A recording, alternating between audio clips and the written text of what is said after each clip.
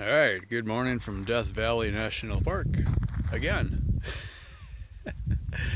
It's Friday, April 29th, I think, and 6:15. The sun is almost up. Yeah, survived another night. It's definitely getting warmer. I almost don't need the sweats in the sleeping bag. I haven't had to wear the jacket in the sleeping bag for a few days now. So that's a nice change. Get kind of stuffed up.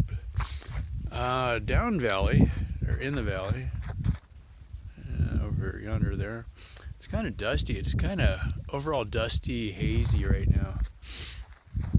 Wind didn't blow that hard last night, so I noticed it was kind of hazy yesterday too, so I don't know. Maybe it just doesn't get enough airflow down in the valley to blow the dust out or something. It kind of makes sense. It all just falls in there and hangs. So anyway, pretty good night's sleep though. Pretty quiet night. Just a little breeze once in a while, not too bad. So yay. So plan for today. Taking the bike. Wait, where's the bike? There's the bike. Take the bike, just the bike, not the trailer. Down. It's about 3 miles down, I think.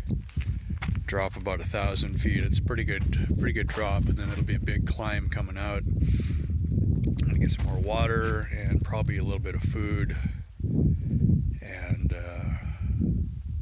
check with the rangers, see if I can get a shower down there, because I think next to the RVs there was showers. And I had done this one other time.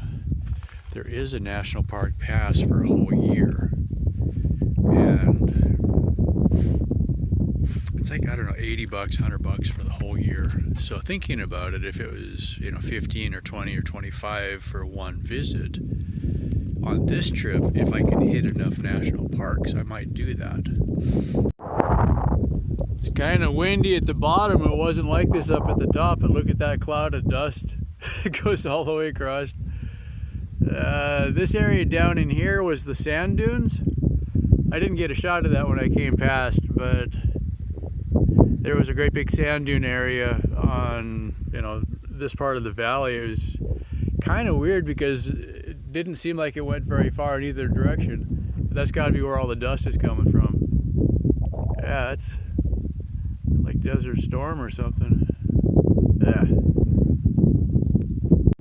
Man, I'm just about pooped. Almost back to the camp.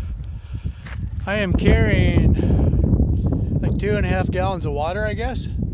Yeah, pretty much. And a Coke and some Snickers. This hill. And I think I was going faster pulling the trailer up the hill than I am going by myself. So that's interesting. So if I could lose some weight, I think I'd be in really good shape there.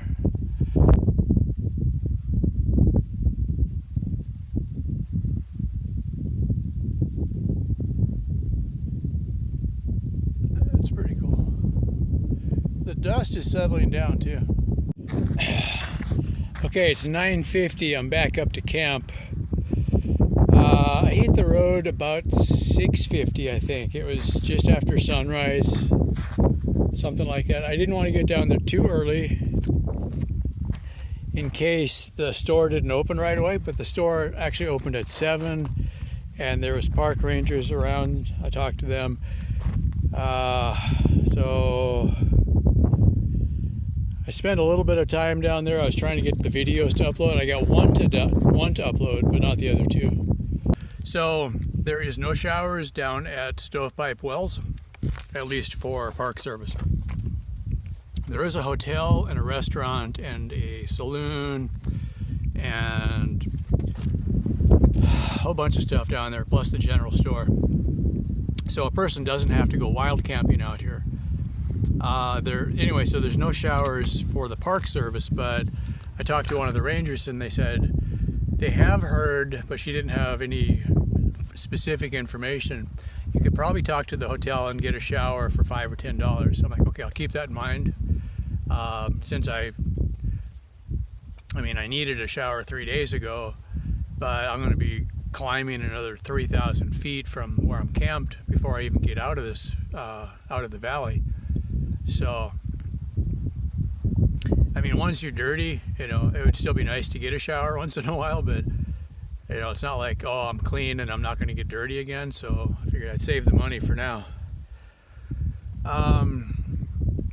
It still took me probably about half an hour to get down to Stovepipe Wells from the campsite, because even without the trailer, I wasn't comfortable going very fast, and it is steep.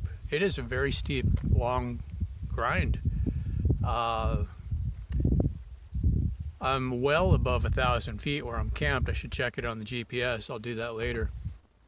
But I went down the hill for a ways, and then I saw the 1,000 foot. And then around the next corner, then it says 4% grade. So I'm not sure if it's steeper or less than 4% up here. About where I'm camped, it looks like it almost levels off, and then it might drop, and then it's going to be another good climb. So coming out of here, going out, it's still going to be a pretty good grind.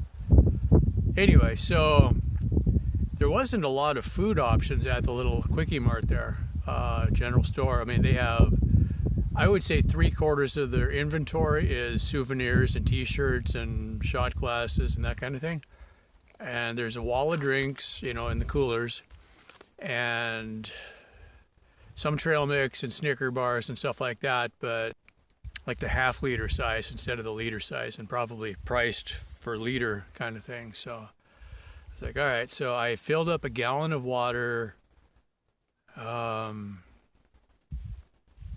took my empty gallon with me, and I took all of my empty water bottles, and I had the Camelback in the backpack. So I filled up 2 little bottles and a gallon, used the 2 little bottles to fill the Camelback, and then went back and filled up those again. So yeah, coming up here now, so I've got 2-liter bottles, and the Camelback is 2 liters, plus a gallon, plus I bought 2 liters of bottled water just for extra. Okay.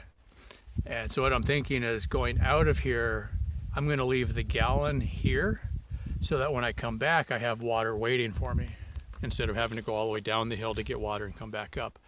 I might be able to get water at, there's another ranger station uphill from here, but I'm not sure.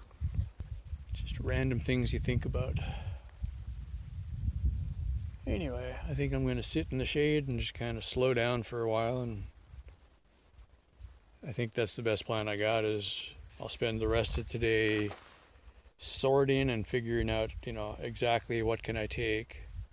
It'll be water, all of my remaining Cliff Bars, and a couple spare tubes and a tire pump, and just enough tools to change a tire, and I think everything else should be fine. Take a pair of pliers or something like that. Yeah. It's a good test. That's kind of I think that's the reason you do adventures, is if everything worked, you know, you could stay at home and watch TV. You go out and you test things. Yeah, anyway. Well, it's 5:30. Quitting time. Oh, man. This is worse than the casino. At least at the casino, I had the buffet, and I had Wi-Fi, and I had power, and running water, and a shower, and of course, I was burning about $100 a day there, I think, or something. Yeah, this is a lot cheaper. So the bike is still over there. I'm over here in the shade.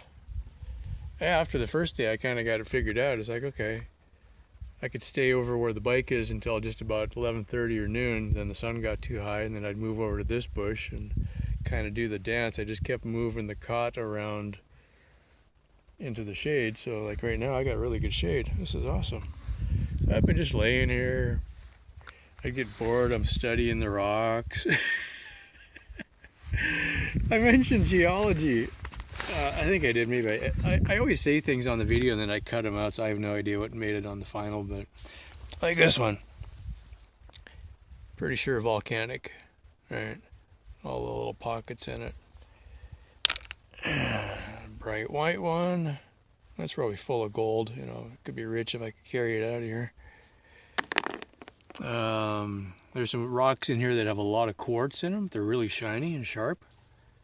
It's just weird. I mean, like, this is just washed from running water, you know, sometime in the last 100 years, but probably this spring or last spring. It's pretty fresh. And looking at the banks, it's deep. The sediment here is really deep. You know, it's very active looking. Like, there's just huge rocks and then little gravel, and it's just beautiful, you know, water washed gravel. You know, if you're gonna build something, this would be, you know, scoop it up by the truckload kind of thing. Yeah, you know, and that dark, the nearest hill is very dark looking.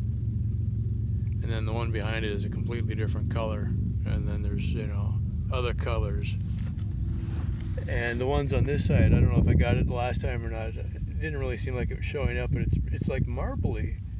You know, it's just veins of different color of rock going through there and everything. It's just kind of cool. You know, you could take a field trip out here with somebody that knew what they were talking about, and you could, you know, study this for weeks. I guess what I'm realizing is it's very, very interesting here. I didn't, you know, I just like Death Valley. It's going to be a dry lake bed, you know. I hadn't planned on spending any time here. Now, obviously, when I broke the trailer, that changed things a little bit, but I was just planning on just getting out as quick as I could, you know, get on with the ride. But it was interesting just sitting here and not having very much else to do, you know. This morning I rode down to Stovepipe Wells, and I talked about this before, so I don't know, I'll pick which one is better, but the bike without the trailer and no electrics, I was in first gear coming up the hill for a lot of it. I actually got off and walked for a few feet just because my back was kind of cramping up, but it was faster riding, but barely. So, coming up a couple days ago with the trailer and electrics and solar, I was late in the afternoon, so I really hit the batteries hard. If I would have picked a better time of day to come up, I don't know when that would be. Or if I would have had full batteries at the bottom. I don't know that I would have made it out of here on one charge, you know, without solar. But the trailer and the electrics and all the weight was just about as hard as riding the bike without the trailer. It really wasn't that much difference. So I was really surprised by that. So it's kind of an interesting test. I mean, the motor is tiny. It's a little 250 watt motor. It's about the smallest one you can get. And the batteries aren't that big. And yet it was about as good as riding without the trailer. So, you know, I just kind of like, well, that's interesting. If I would have had the two-wheel cargo trailer on this trip, there would have been, some of these roads would have been just frightening. You know, at least this way I could get over just as far as I possibly could. So I'm balancing that. Yeah, I don't know. I haven't really decided yet. Another possible idea is to build a rack on the bicycle for the solar panels and then not do a trailer at all, which I've seen done. Some of the guys in Suntrip in years past, that's what they did. They didn't have a trailer. They just, although they were using a cargo bike that was stretched, and so then they could put the panel in front on the cargo area. It's almost like a bicycle made for two, and then they just didn't have the second person on it. So you had either a long nose or a long tail, or sometimes both. But the panel itself weighs so little that I could probably run, you know, something like an aluminum frame or even carbon fiber. It wouldn't have to be very big to support just the weight of the panel. So next year I could make some significant changes now that I've got a lot better idea.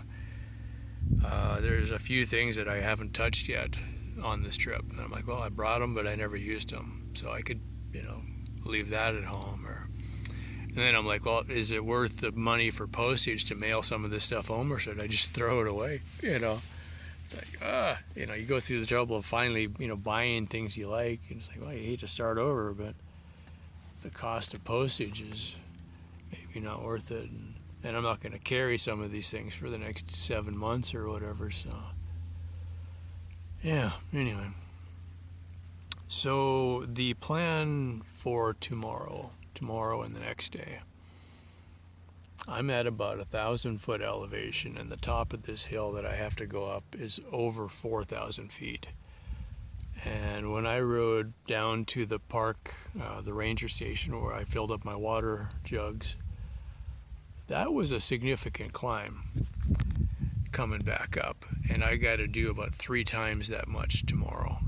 And then I get to the top and it looks like I just come right back down, almost all the way down. It's like, oh, is that going to be heartbreaking? Then it's another, from here it's about 70 or 80 miles, I think.